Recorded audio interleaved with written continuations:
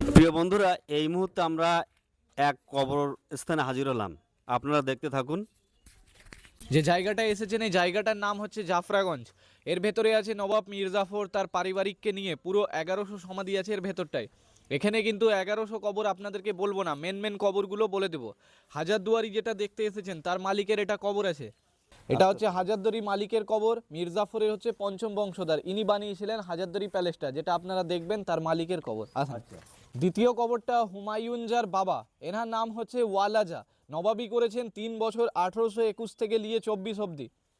3 নম্বর কবর যেটা আছে হুমায়ুনজার কাকা, নাম কিন্তু আলিজা, 11 বছর নবাবি করেছেন 1810 থেকে নিয়ে 21 অবধি। দেখুন ওখানে লেখা আছে। হাজারদুয়ারির ভেতরে যখন যাবেন এসব নবাবদের ছবিগুলো আপনারা দেখতে পাবেন।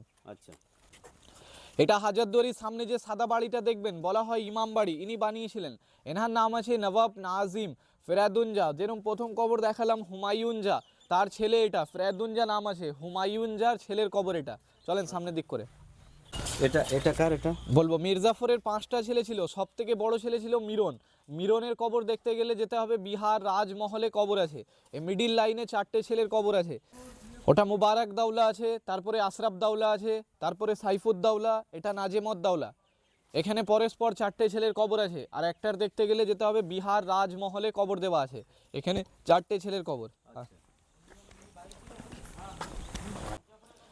মির্জাফরের কবর কোটা? হ্যাঁ, এটা মির্জাফরের কবর। সামনে সামনে সাদা কবরটা, এটাই দেখতে পাচ্ছেন, এটাই হচ্ছে মির্জাফরের কবর। এই সাদাটা এখানে দেখা যাচ্ছে।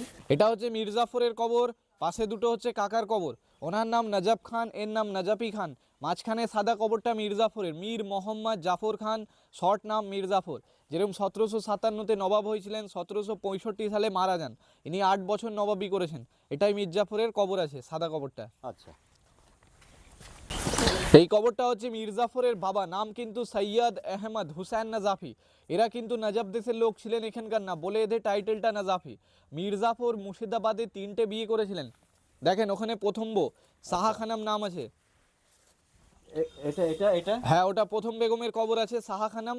এটা দ্বিতীয় বেগমের কবর, এনার নাম বাব্বু বেগম। ওটা দেখে আসেন। আচ্ছা, এটা দ্বিতীয় বউয়ের কবর, এনার নাম বাব্বু বেগম।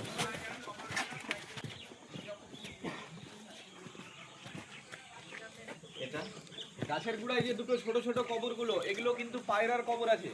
এরকম একটার নাম পান্নালাল, দ্বিতীয়টা হীরালাল। বাদবাকি কবরগুলো হচ্ছে ওদের বংশধরদের কবর। এইসব সব ঘিরার ভেতরে, হ্যাঁ ওই দিকটায় সব মির্জাফরের বংশধর আছে। আর এইসব সব ঘিরার ভেতরে সব বেগমদের কবর। কেন মহিলারা বোরখা পরে বেরাতেন, তো এই কারণে মরে যাবার পরও ঘিরে রাখা হয় এদের কবরগুলো। আর এইসব সব যত মানে ওই দিকটায় খোলা কবরগুলো, এগুলো হচ্ছে সব মির্জাফরের বংশধরের কবর আছে। এখন ওদের বংশধর ধরেলেন জীবিত আছে, মারা গেলে এর ভেতরেই কবর হয় ওই দিক।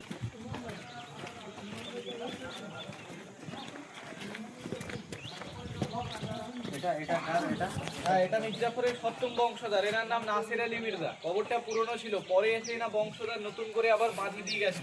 নাসির আলী মির্জা নাম আছে, 1876 সালে লোকটা মারা গেছিলেন। পরে টাইস পাথরটা এনা বংশধর বসিয়ে দিয়ে গেছে। হ্যাঁ বলবো, এগুলো বংশধরদের কবর। ভেঙে চুরে গিয়েছিল কবরগুলো, যে টিকিট কেটে ঢুকছেন এই টাকা দিয়ে রিপেয়ারিং করা হয় কবরগুলো। যেগুলো যেগুলো দেখতে পাচ্ছেন এই টাকার মানে আপনাদের টাকা দিয়ে কবরগুলো রিপেয়ারিং হয় পরে। আচ্ছা আচ্ছা, দুটো বইয়ের কবর ওখানে দেখালাম, ভেতরেরটা 3 নম্বর বউ। এনার নাম কিন্তু মুন্নি বেগম। এ আগে ছিলেন বাইজি, নাচ গান করতেন। তখনকার দিনে ব্রিটিশ সরকারকে 90 লক্ষ টাকা মুন্নি বেগম দান করেছিলেন স্কুল মসজিদটা বানানোর জন্য। তো ভেতরে কবরটায় মুন্নি বেগমের কবর আছে। যাবার সময় গাড়িওয়ালাকে বললে ও আপনাকে রাস্তার ধার থেকে স্কুলটা আর মসজিদটা দেখিয়ে দেবে। আচ্ছা, এটা হচ্ছে মির্জাফরের কি আছে? ছোট 3 নম্বর বউ। মির্জাফরের 3 নম্বর বউ। 3 নম্বর বউ। আচ্ছা আচ্ছা, এদিকটায় যত কবরগুলো দেখতে পাচ্ছেন ওইদিকে, ওগুলো সব মির্জাফরের বংশধরদের কবর। আর আগেও বললাম, এখনো বলছি, এসব ঘিরার ভেতরে কিন্তু মহিলাদের কবর আছে। খুললে আপনারা ঘুরে আসতে পারেন ভিতর থেকে। টোটাল 1100 কবর আছে।